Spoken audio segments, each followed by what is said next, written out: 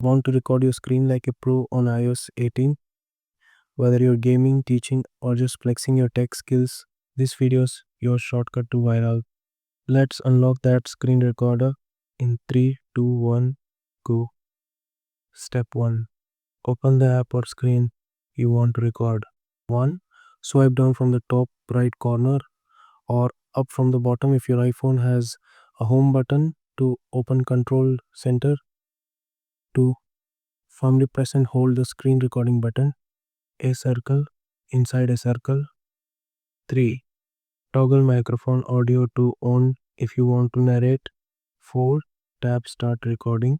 A 3-second countdown will begin. Step 2. End the recording. 1. Tap the red status bar at the top of your screen.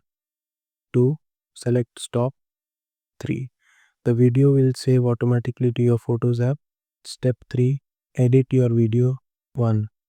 Open Photos, select the recording, and tap Edit to trim clips. 2. For advanced edits, use apps like iMovie or CapCut. 3.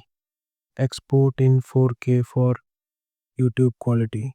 If the screen recording button isn't visible, revisit settings, control center to edit, or restart your iPhone if the feature glitches.